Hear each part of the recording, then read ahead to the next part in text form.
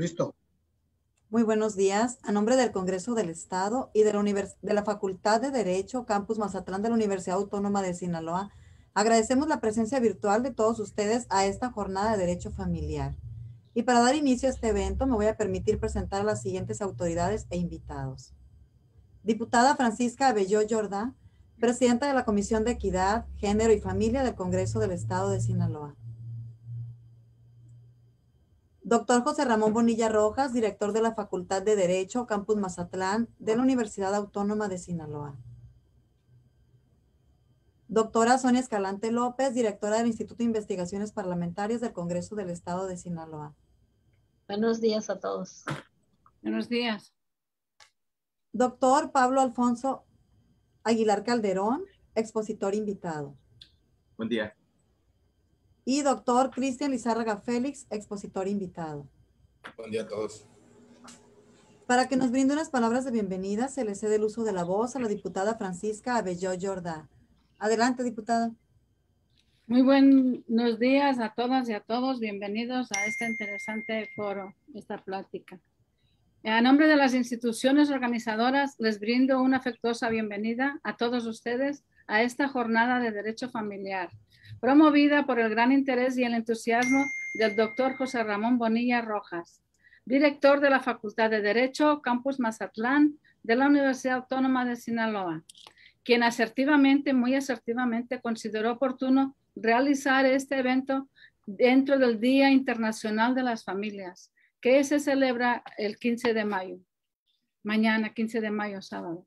Para tal efecto, contamos con la participación de dos excelentes profesores de la Facultad de Derecho, Campus Mazatlán, de la Universidad Autónoma de Sinaloa, los cuales son el doctor Pablo Alfonso Aguilar Calderón, bienvenido doctor, y el doctor Cristian Lizárraga Félix, bienvenido doctor.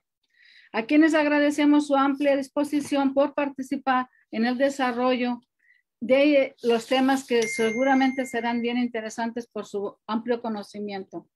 Les comento, el 10 de mayo leí una nota en la prensa nacional, en la jornada, donde informaba que, cito textualmente, abro comillas, la Suprema Corte de Justicia de la Nación analizará esta semana si ordena al Congreso de la Unión emitir un código nacional de procedimientos civiles y familiares, obligación que ha incumplido desde septiembre del 2017.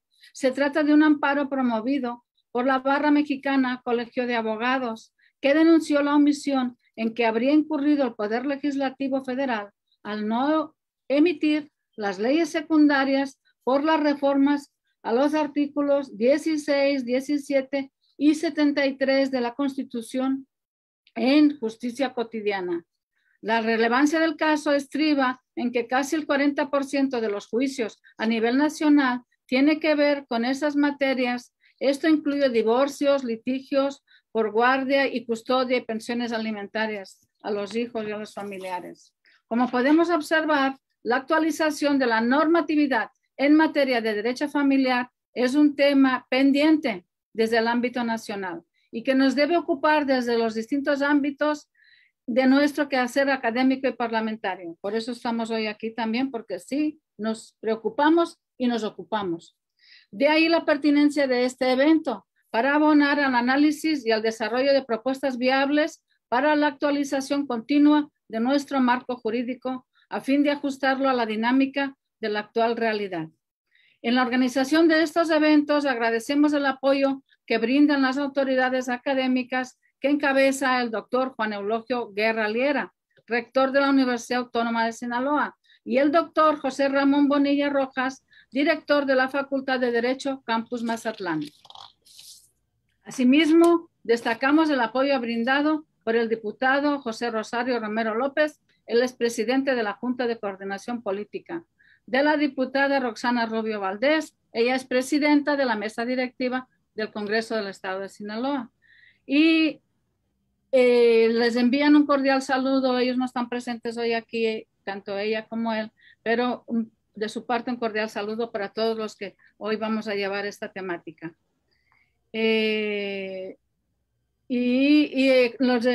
Nos exhortan ellos mismos a continuar con las tareas académicas que se desprenden del convenio marco de colaboración celebrado en el Congreso y la UAS, firmado el 20 de noviembre del año 2019. Muchas gracias por su atención. Iniciamos. Gracias. Gracias, diputada Belló. A continuación me voy a permitir presentar la semblanza curricular del primer expositor, doctor Pablo Alfonso Aguilar Calderón. Es licenciado en Derecho por la Facultad de Derecho Mazatlán de la Universidad Autónoma de Sinaloa, maestro y doctor en Derecho por la División de Estudios de Posgrado de la Facultad de Derecho de la Universidad Nacional Autónoma de México, miembro del Sistema Nacional de Investigadores de CONACYT, miembro del claustro de doctores en Derecho de la Facultad de Derecho de la UNAM, miembro del Núcleo Académico Básico de la Maestría y Doctorado en Ciencias del Derecho de la Facultad de Derecho Culiacán de la UAS, con reconocimiento del Programa Nacional de Posgrados de Calidad de CONACYT. Profesor e investigador de la Facultad de Derecho Mazatlán de la UAS, autor de artículos de investigación en revistas nacionales e internacionales, así como de capítulos de libro, ponente en congresos, seminarios, talleres y abogado postulante. Con objeto que inicie su intervención, se le otorga el uso de la voz hasta por 20 minutos al doctor Pablo Alfonso Aguilar Calderón, quien abordará el tema 1, intitulado El Derecho Procesal Familiar en México hacia su unificación en beneficio de la familia. Lo escuchamos, doctor. Muy buenos días. Muchas gracias por la presentación. Si me permiten, tengo una pequeña presentación que quiero compartir para el objeto de llevar a cabo esta charla con ustedes.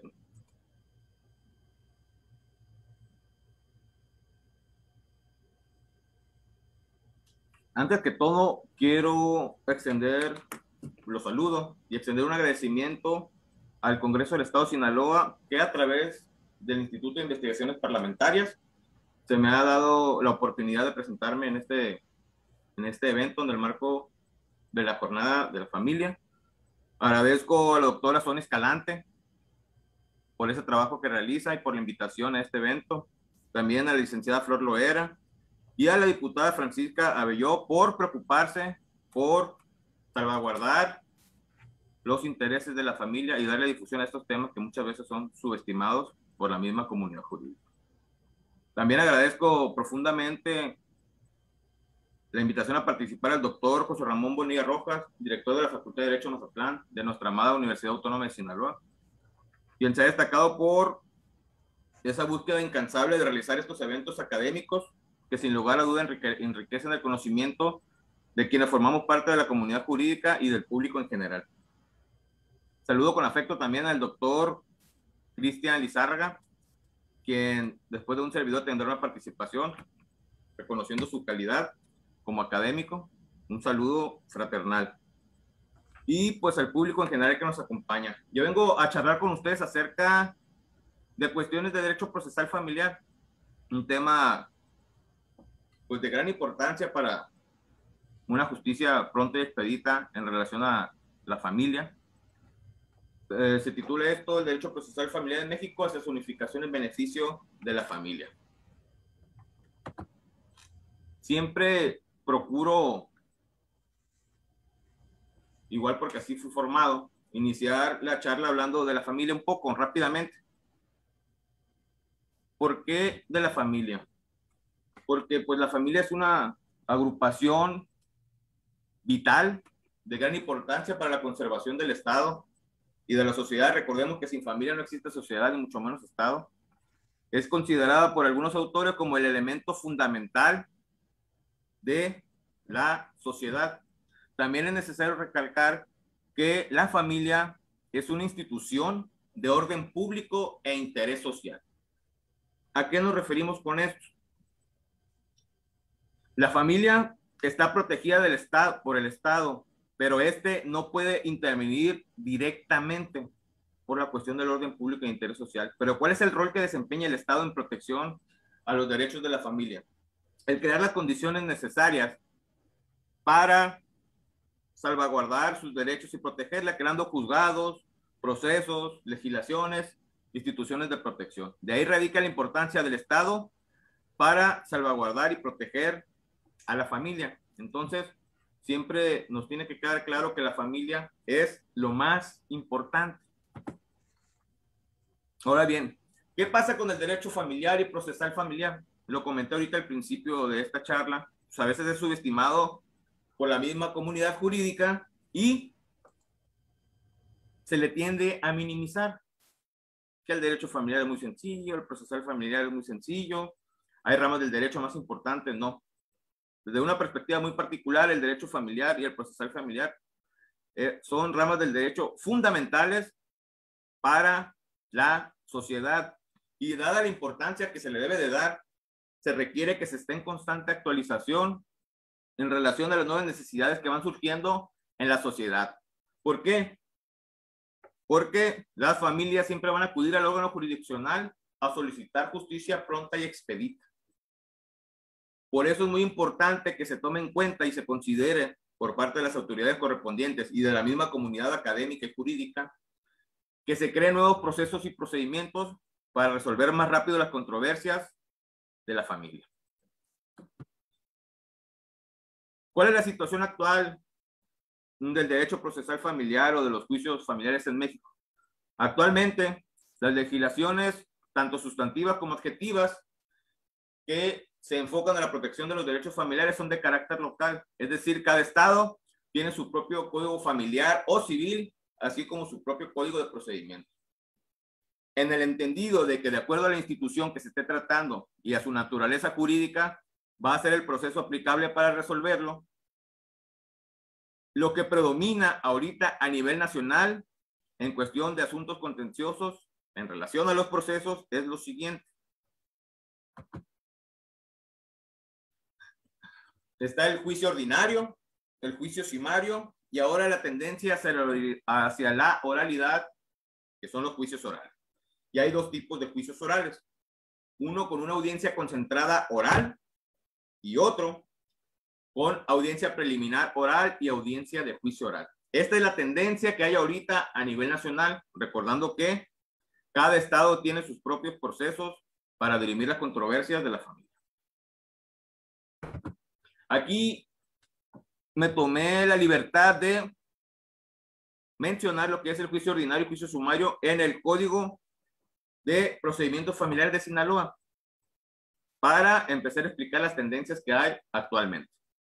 Juicio ordinario ya lo conocemos todos, inicio escrito, se abre un periodo de ofrecimiento de pruebas, después en un lapso no mayor de 40 días tiene que llevarse a cabo una audiencia de pruebas para su desahogo, los alegatos se presentan por escrito y la sentencia se dicta en 8 días. En cambio, en juicio sumario a comparación del ordinario, pues sus lapsos son más breves. Igual con el inicio escrito, hay una audiencia de pruebas y alegatos, se supone que en un término de 10 días, y ahí ya se dan los alegatos orales en la audiencia de pruebas y alegatos, diferencia del ordinario que es por escrito, y la sentencia es viable dictarse en la propia audiencia. Esto es en cuanto a juicio ordinario, juicio sumario, la diferencia son los lapsos y la forma de presentar alegatos. Ahora bien, la siguiente tendencia es el juicio oral en materia familiar como el que se estableció en la Ciudad de México alrededor del 2016-2017. Lo llamamos juicios orales, pero en realidad son mixtos. Tenemos que la demanda y la contestación son de carácter escrito, al igual que la posible reconvención y la contestación a la misma. Aquí, en la tendencia a la oralidad, tenemos que se realiza una audiencia preliminar de carácter oral, la cual está dividida. Y desde una perspectiva particular se rompe aquí el principio de inmediación, que nos indica la presencia del juez en todo momento del proceso. Se tiene primero una junta anticipada ante el secretario, donde se analiza la información presentada y se llegan a acuerdos sobre hechos no controvertidos, se depura y sobre los acuerdos probatorios. Una vez realizada esta junta anticipada ante el secretario, se acude ante el juez. Igual, esa información que ya se procesó en la junta anticipada se le presenta ante el juez para fijar la litis, fijar la fecha para audiencia de juicio, entre otros pasos a seguir. Y finalmente se tiene la audiencia de juicio oral, donde se dan los alegatos orales de apertura, se desahogan las pruebas, alegatos orales finales, y ahí mismo podría dictarse la sentencia o se da un término de 15 días. Luego tenemos el juicio oral que viene estipulado en la legislación de Sonora. Aquí es muy importante señalar que la tendencia hacia la oralidad o los juicios orales no es una novedad. En Sonora se tenía establecido desde 1949. Entonces, igual es el inicio escrito, tanto demanda como contestación, y la audiencia de carácter oral, una audiencia de pruebas y alegatos concentrada. Es decir, una sola audiencia para dirimir toda la controversia, tanto recepción y desahogo de pruebas, los alegatos y el dictado de la sentencia. Actualmente, no lo mencioné en la tendencia que hay de los diversos procesos para resolver los conflictos de derecho familiar, pero me llamó mucho la atención. Es en Quintana Roo el denominado proceso ordinario. ¿Por qué me llamó mucho la atención? En este proceso se desahoga con la presencia de 2 jueces, algo semejante a lo que está sucediendo en el derecho procesal penal. Tenemos que el inicio es por escrito y esta etapa la lleva el denominado juez de instrucción, así viene en el código. La primera etapa escrita, revisión de documentos y ofrecimiento, la lleva a cabo el juez de instrucción, algo semejante al derecho penal. Luego tenemos lo que es la audiencia inicial oral ante el juez oral, que es la segunda figura en este proceso. Y también podemos apreciar que también se está rompiendo el principio de inmediación fundamental para el ideal de la oralidad. Igual, se puede presentar aquí una conciliación, se depura el proceso, se fijan los acuerdos sobre hechos probatorios y se tiende a determinar la fecha para la audiencia de juicio oral ante el mismo juez oral, donde ya se desahogan las pruebas, alegatos y se dicta sentencia. Estas son las tendencias actuales que hay en el país para resolver los conflictos de derecho familiar. Entonces, una vez analizado esto, podemos afirmar, se colige, que pues desde sus trincheras, todos los procesos han buscado una manera más efectiva de resolver los problemas de la familia, con el propósito, con el objetivo de proteger sus derechos, pero sobre todo conservar en buen estado las relaciones familiares. En el ejercicio profesional de la abogacía, y así como cuando las partes acuden a juicio, nos podemos dar cuenta y es notorio que al momento de desarrollar, al momento de practicar la abogacía, estos procesos o algunos procesos percibimos que no son los más adecuados o los más eficientes para conseguir una justicia rápida y efectiva. Existen muchos factores externos, ¿no? Instalaciones, el mismo proceso, lagunas, el personal de administración de justicia, incluso la mala praxis de los litigantes.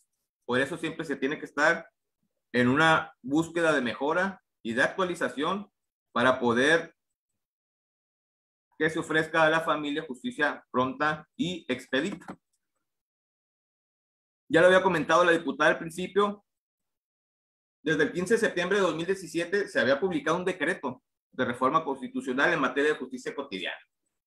Y se ordenó legislar para crear un código único en materia civil y familiar. Y les pusieron fecha límite el 14 de marzo del 2018. Es decir, les dieron un término de 6 meses para realizar la legislación única o código único en materia civil y familiar. Pero no lo hicieron. Es decir, lo que buscan es hacer algo semejante con el derecho penal a lo que pasó con la reforma. Durante este lapso se publicaron 2 iniciativas, una es del Senado de la República, donde esta fue el 30 de octubre de 2018, donde al analizar esta iniciativa se percibe que se continúa con la estructura del denominado juicio ordinario, o algunos autores lo denominan juicio tradicional. Esa con respecto a la iniciativa del 30 de octubre de 2017. Después se metió otra iniciativa en febrero de 2018 y ahí sí, en este proyecto, se tiene una clara tendencia a la oralidad y se busca que en el proceso se desarrolle 2 audiencias, una preliminar y una de juicio, pero actualmente ninguna ha sido aprobada.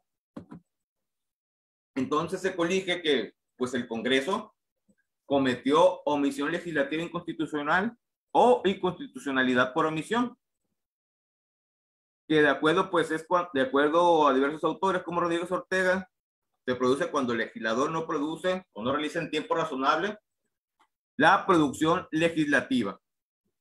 Entonces, no cumplieron con promulgar el Código Único de Procedimientos Civiles y Familiares a nivel nacional, pero pues no pasó a mayores. Ahora ya tenemos, entraron nuevos legisladores y tal y como comentaba ahorita la diputada sobre lo que se está trabajando en legislación civil y familiar, el pasado 12 de mayo se resolvió y se otorgó un amparo donde el amparo fue otorgado, ya lo mencionó la diputada, al Colegio de Abogados, a la Barra Mexicana por omisión legislativa, y se le ordena al Congreso que legisle para promulgar el Código Nacional de Procedimientos Civiles y Familiares y les da término hasta finalizar el segundo periodo ordinario de sesiones, lo cual es el 15 de diciembre de 2021. Para ese entonces ya debemos tener una legislación única en materia civil y familiar. Ahora bien, ¿qué pasa con todo esto que hemos estado platicando? Sí se necesita una legislación única a nivel nacional, homologar el proceso familiar para resolver sus conflictos. Otra observación que podemos hacer es que no se requiere mezclar el derecho procesal civil y familiar, puesto que el derecho familiar ya ha comprobado su autonomía de forma científica desde por allá de los años 70 con la tesis del doctor Julián Huitrón Fuentevilla, que tengo el gusto de conocer y quien fue mi asesor de tesis doctoral. También se colige que se debe inclinar hacia el ideal de la oralidad, entendido como el predominio de la palabra hablada sobre la escrita. Es decir, caso de la Ciudad de México, al inicio fue un periodo de adaptación cuando se estableció el juicio oral en materia familiar. Durante el primer año los números no fueron favorables, pero a como se fueron adaptando, ya ha pasado el tiempo, ya los números son favorables y se está obteniendo una rápida resolución de los conflictos de la familia. También recalco que la oralidad en derecho familiar no es nueva, ya está desde 1949 en el Código Civil de Sonora.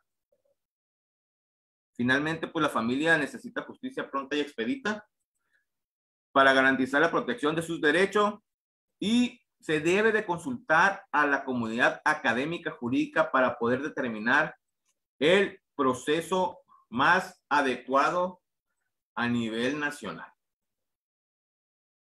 Entonces, es necesario que se revalore a la familia y que se siembre la idea de que es lo más importante y estar al pendiente de la promulgación de la nueva legislación, de que de una perspectiva particular debe ser separado el familiar del civil. Y definitivamente es un acierto homologar criterios para la resolución de conflictos. Por lo que a mí me hace, esta es mi participación, doctores, muchísimas gracias.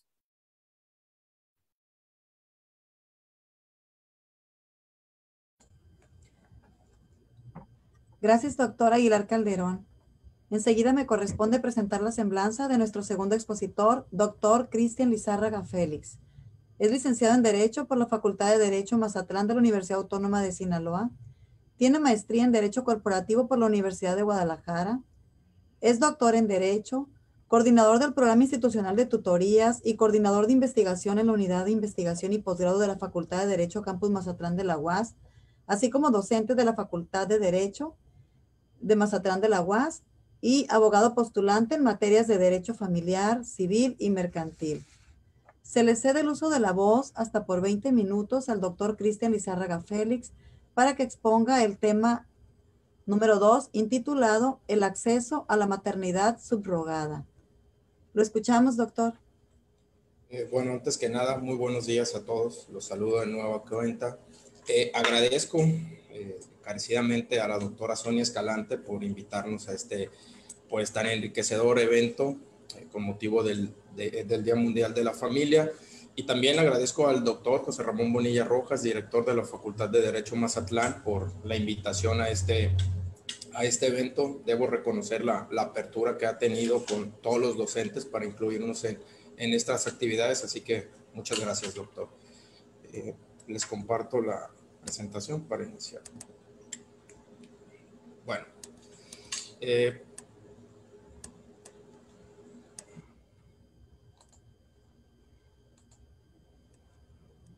se alcanza a ver?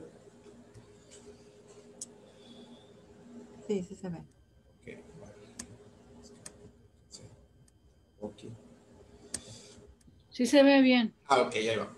Bueno, el doctor Pablo ya, que me antecedió, excelente disertación por ciento, ya adelantó un poco sobre la importancia que tiene la familia en el ámbito jurídico. Como bien comentó el doctor, pues creo que por mucho tiempo se ha subestimado el derecho familiar y hoy vemos que es uno de los derechos que está evolucionando con mayor velocidad y que evidencia que las legislaturas a veces han quedado un poco atrás con la evolución que ha tenido. El tema que yo elegí pues es la maternidad subrogada, que por cierto es un tema bastante polémico, actual, un tema de frontera. A veces los abogados no le hemos entrado tanto al estudio de la maternidad subrogada, sí un poco más los filósofos, desde la bioética, pero bueno, es algo que también indudablemente en los próximos años, en algunos casos ya está en la sociedad, pero en algunos años varias entidades federativas pues tendrán que tomar cartas en el asunto para esta legislación. En el caso de Sinaloa ya lo tenemos y lo comentaremos ahorita. La manera de abordar el tema, hoy hablando del derecho a formar una familia o del Día Mundial a la Familia, pues vamos a hablar que la maternidad subrogada precisamente nos permite o es una herramienta que a determinadas personas o parejas les permite fundar una familia, cuando quizás por cuestiones naturales o por cuestiones de enfermedad no podrían. Ahorita hablaremos un poco sobre eso. La manera de abordar el tema, pues vamos a hablar primero de la infertilidad como problema. Gran parte digamos, de la argumentación o de la fundamentación para incluir a la maternidad subrogada, pues ha provenido precisamente como parte del derecho a la salud, que ahorita lo comentaremos. Vamos a hablar un poco sobre la regulación, cómo se ha dado en el caso de México, algunos casos internacionales, la clasificación de la maternidad subrogada de acuerdo a su acceso. La idea aquí, como bien comentaba el doctor Pablo, pues es charlar sobre ciertos problemas, o más que problemas, creo que desafíos y oportunidades que va a tener el derecho familiar en los siguientes años. Y vamos a analizar el acceso a la maternidad subrogada y vamos a ver cómo no es un tema tan sencillo. A veces el legislar quién va a poder acceder y por qué razones. Y ahorita lo comentaremos. Y bueno, al final reflexionaremos un poco sobre los temas que estaremos discutiendo o sobre ciertas propuestas para acometer en el futuro una regulación. Y lo primero que regularmente viene a la mente cuando hablamos de técnicas de reproducción asistida, de la maternidad subrogada como parte de estas técnicas, pues es la infertilidad. Se ha discutido, no vamos a entrar, digamos, a cuestiones médicas, pero se ha discutido mucho si es una enfermedad o no, si es un problema que en verdad merezca la atención del Estado para legislar sobre técnicas de reproducción asistida o no. Hay autores que incluso han argumentado que no se trata de una enfermedad, puesto que las personas que padecen de este mal o de esta cuestión, pues pueden vivir su vida perfectamente, ¿no? Digamos que a funciones vitales no les afecta en lo absoluto. Sin embargo, hoy en día, de acuerdo al concepto que tiene la Organización Mundial de la Salud y que la Suprema Corte de Justicia de la Nación lo ha retomado en varias jurisprudencias, el concepto de salud que tenemos es mucho más amplio. No se trata solo de tener malestares o de algo que afecte, digamos que biológicamente a las personas, sino que incluso se incluyen afecciones psicológicas y en ese caso, pues la infertilidad sí produce ciertos efectos. Aquí les pongo un dato que da la Asociación Mexicana de Reproducción, donde nos dice que en México se estima que entre 4 o 5 millones de personas sufren este padecimiento. Y les decía, se estima porque un problema de la infertilidad y de la reproducción asistida es que suelen ser problemas que regularmente no se externan. Las personas pueden llegar a tener problemas, pero no lo externan. suelen, y gran parte tiene que ver también porque una de las cuestiones con la reproducción asistida, que no entraremos porque, bueno, el tema es, el tiempo es muy breve, pero algo que se ha discutido también es la eficacia que pueden tener, ¿no? Muchas familias gastan mucho y al final del día no termina consiguiendo el objetivo, pero bueno, es un problema que afecta a buena parte de la sociedad. A nivel global se estima que es cerca del 15% de la población, obviamente que está en edad fértil. Y les comentaba, esta cuestión de la enfermedad, de discutir si la infertilidad es o no una enfermedad, ya la Organización Mundial de la Salud retomó este problema, estudió el tema de la salud y comentaba, les decía, asumió una interpretación amplia, agregando que la salud no solo tiene que ver con cuestiones que afecten corporalmente o biológicamente, sino que también tiene que ver con cuestiones psicológicas.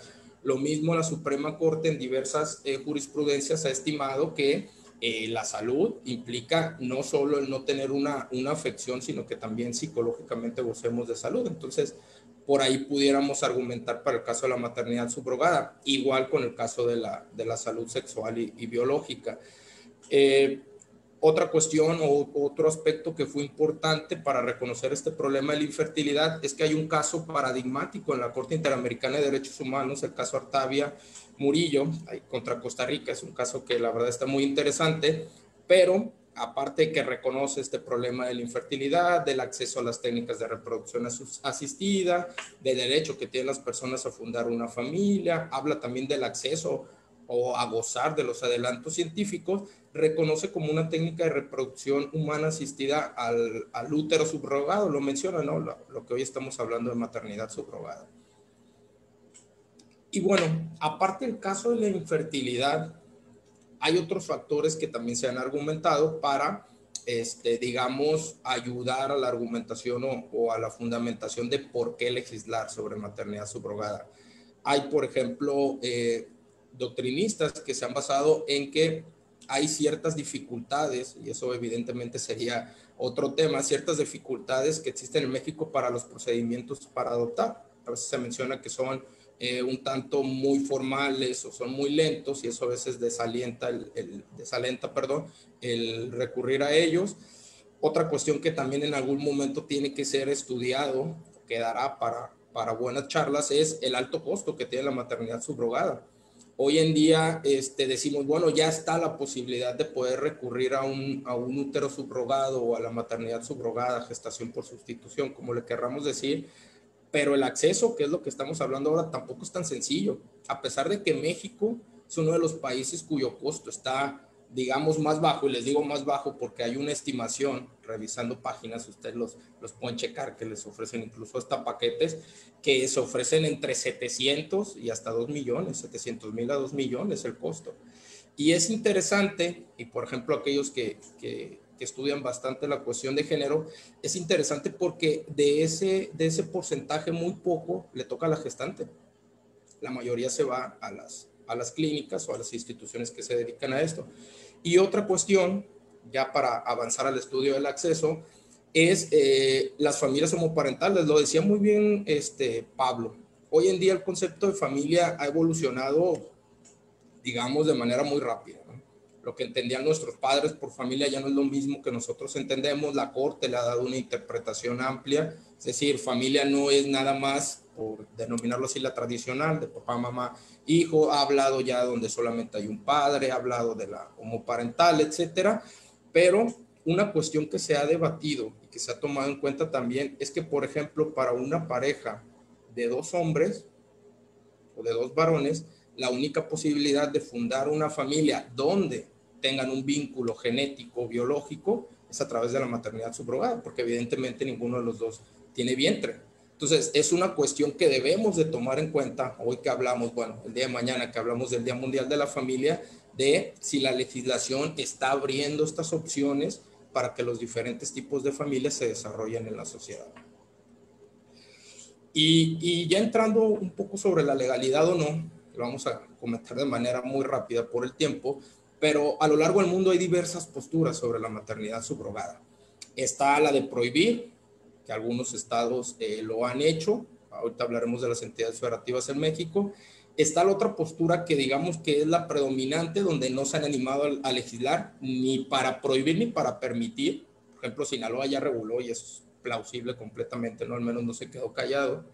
Hay, por ejemplo, Manuel Atienza, tiene un artículo sobre este fenómeno, que él le llama que lo siguiente que tendría que suceder en cuestiones bioéticas como la maternidad subrogada es ya juridificar la bioética, es decir, ya no quedarnos en discursos, sino que se plasme en la ley. Entonces, hay estados que ya han hecho eso.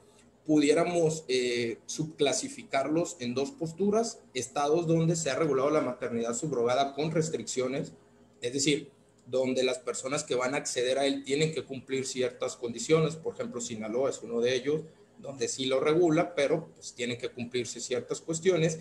Y hay otros estados que muchos ya le han dado reversa a esto, pero es permitir el acceso de forma amplia, es decir, que cualquier ciudadano.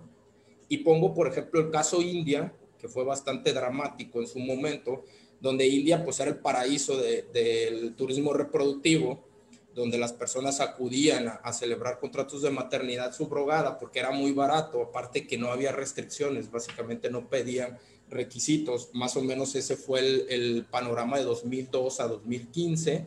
Ya a raíz de 2015 el mismo gobierno empezó a establecer ciertos requisitos, como por ejemplo que sean parejas heterosexuales. Después ya en 2016 viene que solamente puede ser altruista y que solamente pueden ser parejas indias, es decir, se prohíbe que vayan extranjeros. Y a raíz de estas prohibiciones de India, pues surgen otros destinos. Uno de ellos, Ucrania, que por cierto a raíz de la pandemia se dio una situación un tanto dramática, porque muchas personas que estaban realizando este procedimiento, viene la pandemia, cierran fronteras, y la cuestión es que los papás o los comitentes se quedan en un país y los niños estaban en Ucrania, entonces era un problema ahí para reunirlos. También comentaba el doctor Pablo, pues uno de los problemas, ventajas, como lo querramos ver, en el caso de México es que materia familiar es local, entonces la regulación de la maternidad subrogada ha venido sobre todo a través de esfuerzos por parte de las entidades federativas. Les comentaba, solamente se regula en dos entidades federativas, Tabasco y Sinaloa. En Colima hay un solo artículo que habla sobre la posibilidad de adoptar a través de la adopción plena a un niño que haya nacido como parte de la maternidad subrogada, pero no regula nada más. Y en Querétaro y San Luis Potosí se prohíbe. Coahuila lo prohibía en su Código Civil, pero al emitir su ley para la familia quitan ese artículo donde lo prohibía. Entonces podíamos interpretarlo que aunque no lo regularon, pues bueno, al menos quitaron el artículo que lo prohibía. Y ya hablando sobre el acceso, que es lo que venimos a hablar aquí, les decía, el acceso a la maternidad subrogada, o clasificamos la maternidad subrogada de acuerdo a ciertas cuestiones que van a permitir que su acceso sea mayor o menor para determinados grupos de personas. Y hoy es lo que quiero que reflexionemos. Por ejemplo, en cuanto a la contraprestación, hay dos opciones: que la maternidad subrogada sea altruista o sea onerosa. Caso de Sinaloa, por ejemplo, tenemos las dos variantes, ¿sí? Y alguien puede decir, bueno, ¿y qué tiene que ver con el acceso? Es que bastante, por lo que les comentaba ahorita, suele ser una práctica muy cara. Entonces, el hecho de que sea onerosa va a reducir evidentemente las personas que pueden tener acceso. Y luego pudiéramos entrar a ciertos detalles técnicos, por ejemplo, de hasta dónde llega la onerosidad. Hay autores, hay ciertos autores que, por ejemplo, han dicho, bueno, es que la maternidad subrogada nunca va a ser altruista porque siempre implica gastos. Así sea el gasto de seguro médico, así sea una especie de indemnización o compensación a la gestante que evidentemente por su situación no va a poder trabajar y que nunca puede ser altruista. Habría que revisar esa cuestión, ¿sí? Hay, por ejemplo, un autor que es connotado en bioética, Andorno, que por ejemplo habla que si solamente se permite el altruista, va a generar una presión en los familiares de la pareja, o en este caso de la mujer, si es la mujer la que no puede gestar, porque de manera gratuita dice, bueno, pues es que aquellos que se van a prestar o que van a querer participar en estos contratos, pues se va a reducir. Básicamente tendría que ser un familiar o un amigo que quiera ayudar a otro. Entonces dice, bueno, es que hay que revisar eso también. El hecho de solamente permitir al altruista puede generar demasiada presión ante familiares cercanos. Es una cuestión que evidentemente va a complicar o va a facilitar el acceso a la maternidad subrogada. Otra cuestión que también debemos analizar es cuál va a ser la participación de la gestante. Si solamente va a gestar o si también va a aportar el óvulo. Y les digo, y les comento esta cuestión porque, por ejemplo, hay legislaciones que tratan diferente la situación si aporta el óvulo o no. Les pongo el caso Tabasco. En el caso de Tabasco, si la gestante solamente gesta al menor y una vez que nace lo entrega a la familia, en esos casos la filiación se determina desde el momento en que firman el contrato o el instrumento de maternidad subrogada. En cambio, si también aporta el óvulo, una vez que nace el menor se tiene que tramitar una adopción posterior. Y eso evidentemente complica el procedimiento. ¿Por qué complica el procedimiento? Bueno, para empezar, es hijo biológico de la gestante. Entonces, quizás eso le va a generar mayores vínculos afectivos hacia el menor. Y también lo va a complicar porque si sujetamos o condicionamos la filiación a un procedimiento posterior, entonces, pues puede llegar a suceder que la gestante se arrepienta. En cuanto a la aportación de los gametos, también aquí es interesante, por ejemplo, el darles mayor o menor acceso. Puede suceder que las legislaciones obliguen a que sea uno de los gametos, es decir, esperma o óvulo, venga de la pareja de los contratantes o no. ¿Por qué? Porque eso va a limitar. Imaginen una pareja que ni la mujer ni el hombre, sus gametos son aptos para procrear. Entonces no podrían acceder a la maternidad subrogada porque ni el óvulo ni el esperma provendrían de ellos. Entonces el acceso ahí disminuiría. También es una cuestión que se tiene que tomar en cuenta. O bien lo que por ahí me parece que es Querétaro regula como una adopción de embriones, donde de alguna manera se adopta un embrión cuyo óvulo y esperma pues, de ninguno de la pareja. Otra cuestión también que hay que tomar en cuenta, y lo comentábamos, ¿a quién le vamos a permitir el acceso a la maternidad subrogada? Pareciera que hay un cierto consenso de que parejas heterosexuales no tienen ningún problema.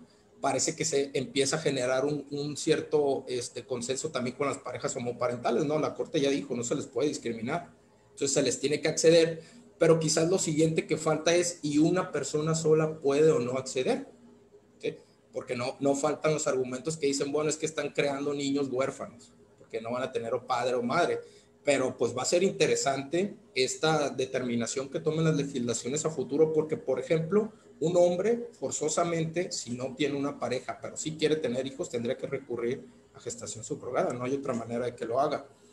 Y otra cuestión, ya para ir concluyendo porque se me acaba el tiempo, es ¿por qué razón vamos a permitir el acceso? Es decir, solo por razones médicas, es decir, la persona tiene que demostrar que no puede reproducirse de forma natural, o bien sin necesidad de que demuestre que tiene alguna afección. Por ejemplo, alguien que dice, ¿sabes qué?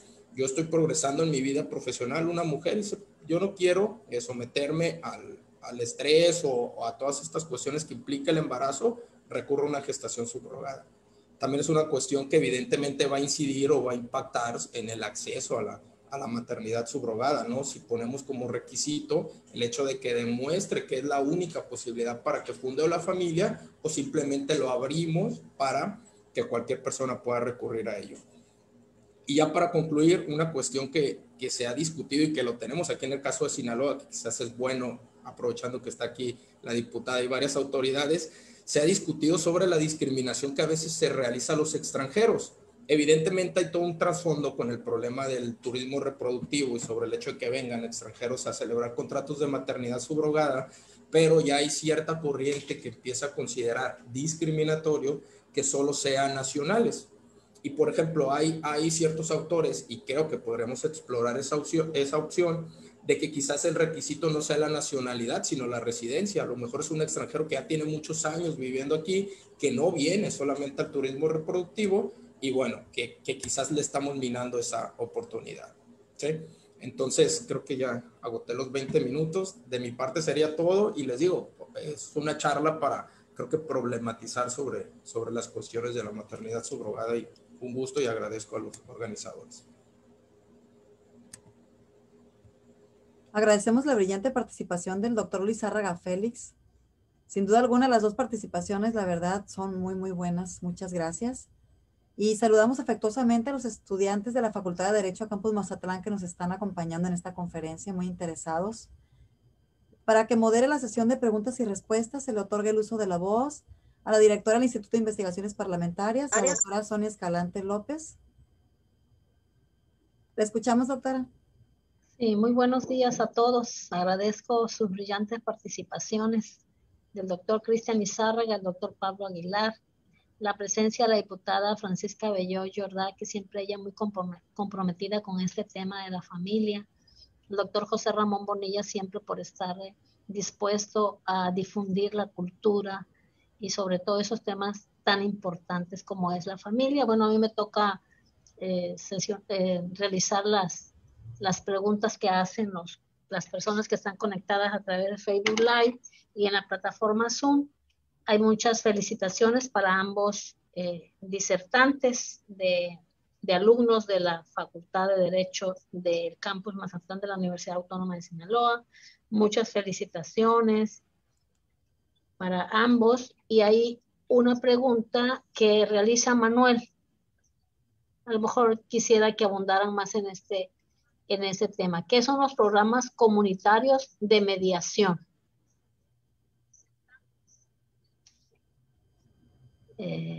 Creo que el doctor Cristian, ¿verdad? Estimo que es para el doctor Pablo, ¿no? Por su tema, no sé. O Pablo, sí, tocó ese tema. Si pudiese abundar un poquito más ahí, doctor Pablo. En relación a la mediación, bueno, la mediación es un proceso a la que asisten los participantes de carácter voluntario quienes quieren resolver sus problemas sin acudir a los tribunales.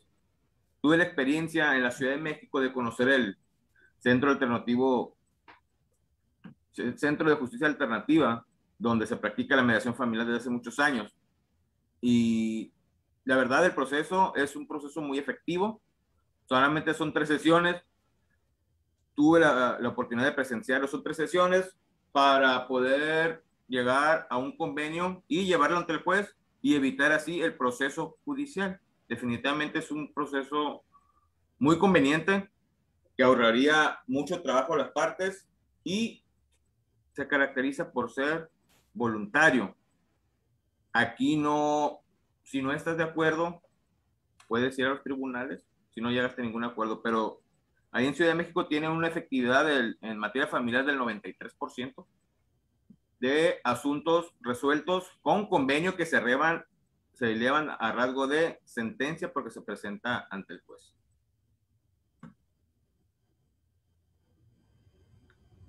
Muchas gracias, doctor. La mediación como salida alterna de solución de conflictos, ¿verdad? Sobre todo que haya una reparación del daño para las personas, para las víctimas, o para la persona, en este caso, la afectada. Hay otra pregunta de Silvano Lizárraga. ¿Existe el derecho de retención a favor de la gestante? Ese sí creo que es para el doctor Cristian. Sí, esa es mía ya, ni cómo quitármela encima. Primero saludo al doctor, mi maestro, aparte me ayudó a que se destrabara la tesis, ahí bastante. Fíjese que ese es un tema muy interesante, ya no tuvimos oportunidad de comentarlo porque me interesaba un poco más el acceso, que tiene que ver con el derecho a fundar una familia, pero el tema del derecho de retención o el arrepentimiento por parte de la gestante es un tema que genera bastante discusiones y muy acaloradas. ¿Por qué? Porque evidentemente hay una corriente que pugna sobre el hecho de que, oye, espérame, es que dale a la mujer, a la gestante, digamos, la última decisión, ¿no? Si es ella la que se va a quedar con el menor o no.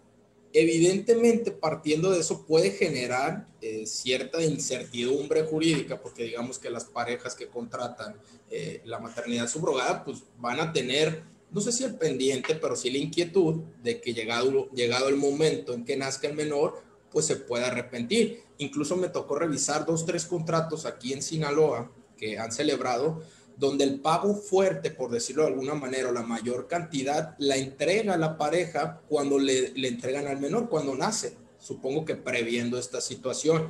Aquí en el caso de Sinaloa, la gestante no tendría opción de quedarse con el menor. Señala el Código Familiar que la filiación se va a atribuir a los comitentes desde el momento en que firman el instrumento. Entonces, para efectos legales, los padres comitentes son padres desde el momento en que firman el convenio. Entonces, ya que nace el menor, pues técnicamente la gestante pues no es la mamá, no tendría una razón para acudir a un tribunal y pedir que se quede con el menor.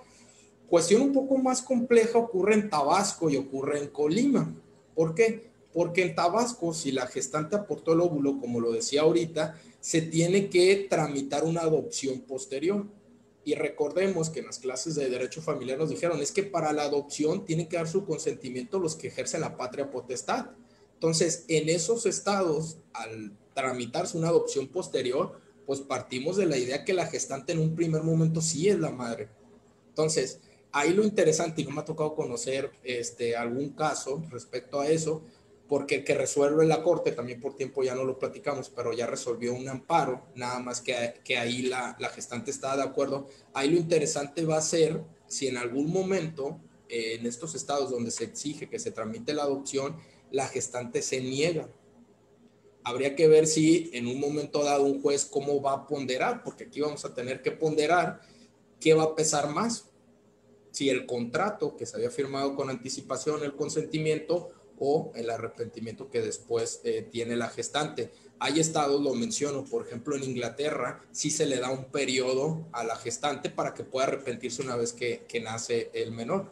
Y digo arrepentirse, pues bueno, por decirlo de alguna manera, digamos, para que reflexione y diga si sigue de acuerdo o no con el convenio. Que el problema aquí con la maternidad subrogada, una cuestión importante es distinguir efectos patrimoniales y efectos de familia, porque obviamente si no lo acepta, pues va a venir toda una vorágine de problemas ya de índole económica, ¿no? Por ejemplo, ¿qué pasa con los gastos que ya se hubieran hecho?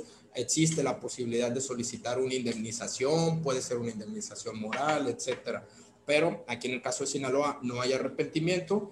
En el caso de Tabasco, digamos que depende, porque si solamente fue la gestante, los padres comitentes son padres desde que firman el contrato. Si la gestante aportó el óvulo, técnicamente ella es la mamá y se tiene que tramitar una adopción posterior. Y en el caso de Colima, como se tramita una adopción posterior, pues también sí habría una posibilidad de arrepentimiento, digamos, por parte de la gestante. Muy amable por su gentileza en contestar estas preguntas, doctor Pablo, doctor Cristian. Siguen las felicitaciones de Brisey Godoy para el doctor Pablo Aguilar Calderón, excelente ponencia. Al doctor Cristian de igual manera, a la diputada Belló, saludos para la diputada Belló. William Vázquez Chavarín, muy buena exposición, profesor Cristian. Muchas felicitaciones para ambos. Y antes de darle el uso de la voz a la licenciada Flor Loera, pregunto a la diputada Abelló si desea hacer algún comentario al respecto, si no para pasar al siguiente. Pues sinceramente felicitarlos a ambos. Estupendas las dos presentaciones, muy claras, muy precisas, muy necesarias porque son temas que en general se desconocen en la sociedad y esa es la importancia de nosotros, de dar esa información que se entienda de un modo a todo el mundo. Y los felicito sinceramente a todo el equipo, al señor José Ramón también por la idea y a los ponentes, a Pablo y a Cristian. Excelentes, excelentes, los dos. Muchas gracias. Muy amable, diputada, muchas gracias. Se da uso de la voz a la licenciada Flor Loera. Gracias, doctora Escalante. Se solicita al doctor José Ramón Bonilla Rojas haga uso de la voz para que dé lectura a los reconocimientos que se les enviarán a los expositores. Nos dirija un mensaje de clausura. Nos dirija un mensaje y clausure esta jornada de derecho familiar. ¿Lo escuchamos, doctor José Ramón?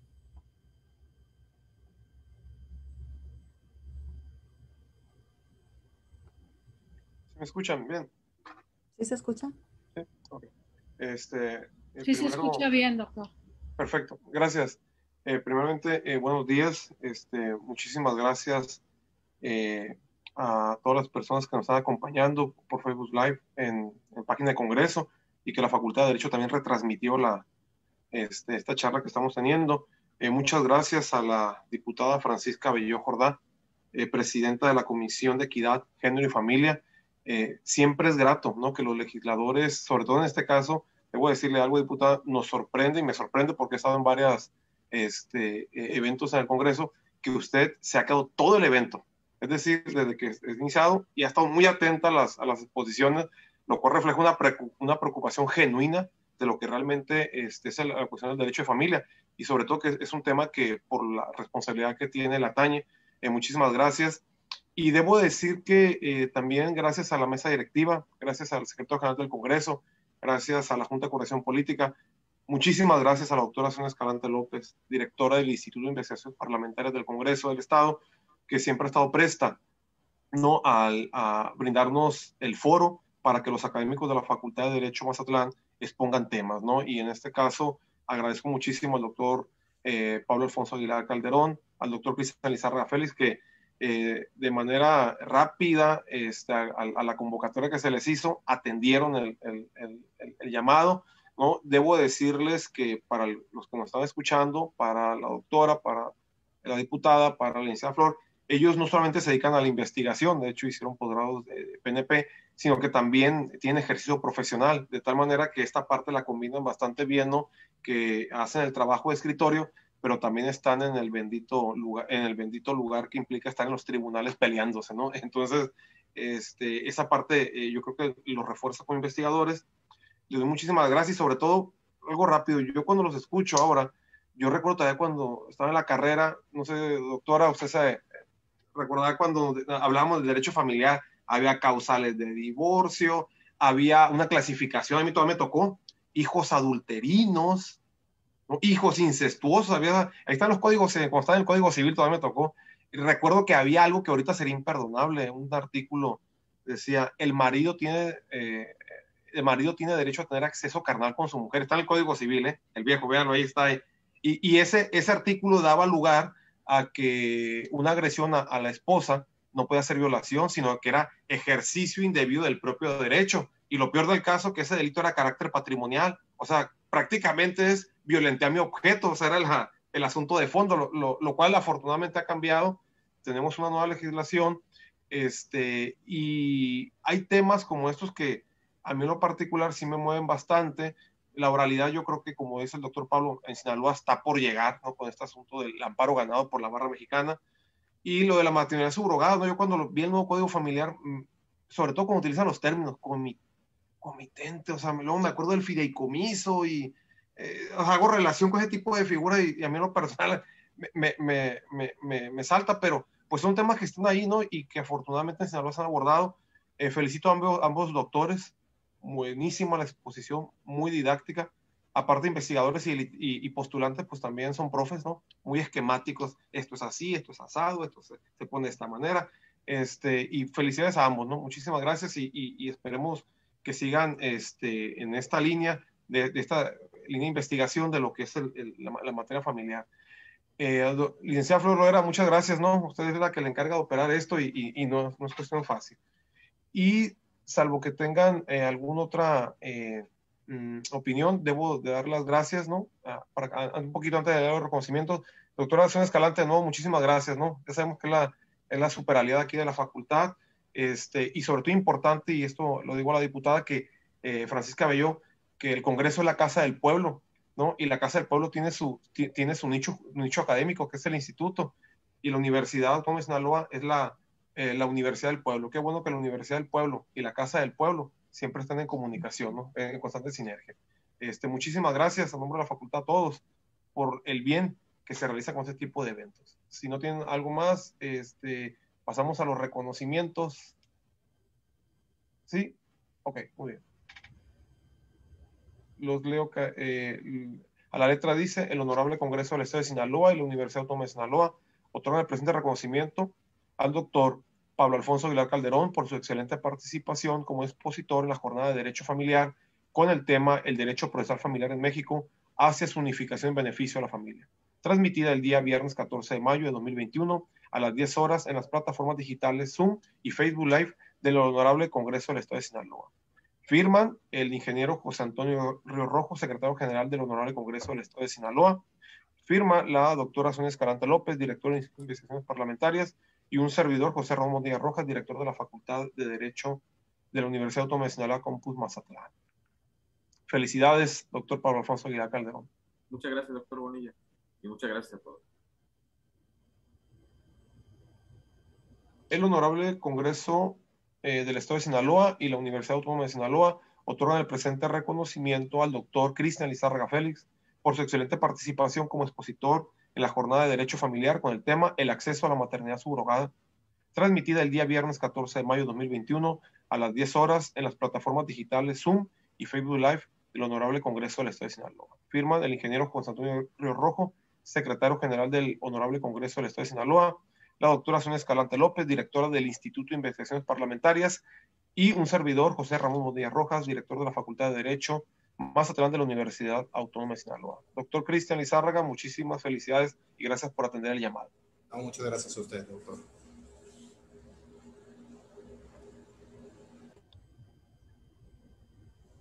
Gracias, doctor José Ramón Bonilla.